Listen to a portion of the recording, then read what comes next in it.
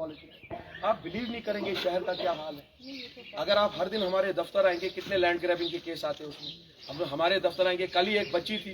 चलो हमारे अब दूसरे बच्चे भी हैं। इसकी एक भांजी है शीमा कस्बा, उसको आप जानते होंगे। अच्छा पुलिस में या आप ये पढ़ लीजिएगा फिर भी मंशूर। I don't want, you can vote for anybody you like, but at least read this and make your readers accountable.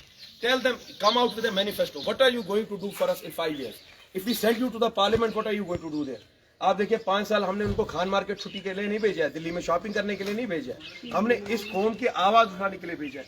अगर मैंने आपको बोला, अगर Asaduddin Owaisi can speak up for 25 crore Muslims, why don't we have a leader in Kashmir who can at least speak for the people of Jammu and Kashmir?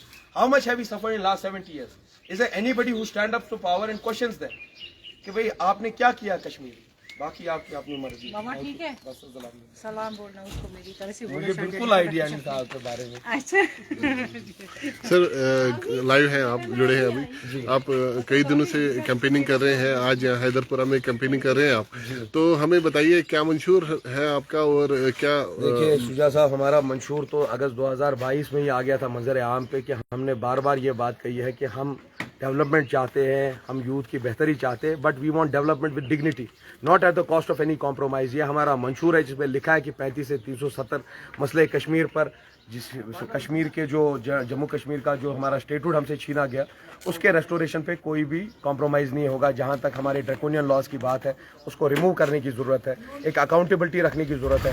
जो police है, इंतज़ामिया, उनको accountable करने की ज़रूरत है. जो हमारा लीगल फ्रेमवर्क है उसको मजबूत करने की ज़रूरत है. और साथ ही साथ जो जम्मू कश्मीर के साथ ये नाइंसाफ़ी हुई है 70 साल में, एक ऐसी आवाज़ चाहिए. जिस तरह मैं बारहा ये बात बोलता हूँ कि अगर अलहाज बैरिस्टर असदुद्दीन ओवैसी 25 करोड़ मुसलमानों की आवाज़ बन सकते हैं ऐवान पार्लियामेंट में, क्या कश्मीरी 70 साल से ये डिजर्व नहीं करते कि कम से कम they will have a voice in the Indian parliament, somebody who will speak up in front of the power of the time.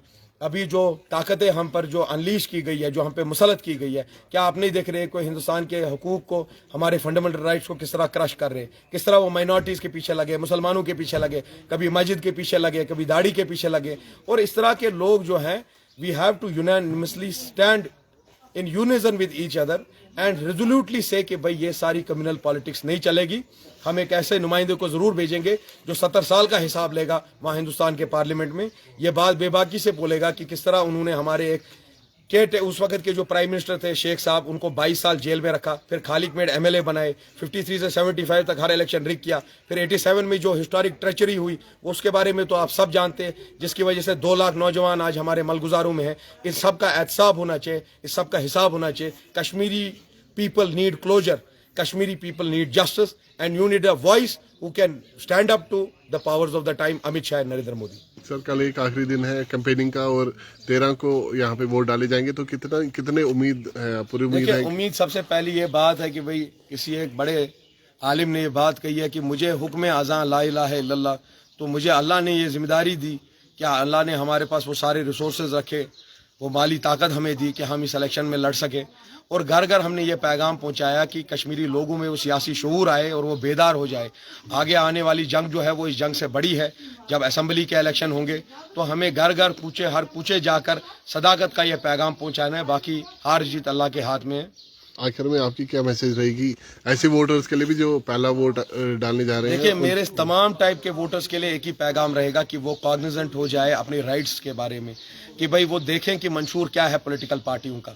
ये पॉलिटिकल पार्टियां जो 30-40 साल से यहाँ राज कर रही है, जो हर महाज पे फेल हुए, मसले कश्मीर पे फेल हुए, 335 पे फेल हुए, कश्मीर के हकूक को बचाने के लिए फेल हुए, यहाँ के नौजवान को बचाने के लिए फेल हुए. हाँ, पास वो इसी चीज़ में हुए कि उन्होंने यहाँ के जो कब्रिस्तान है उनको आबाद किए, खून रेजी यहाँ पर हुई, और उन्होंने जो अपने बंगले और महल बनाए हैं उसमें वो बड़े आबाद हुए.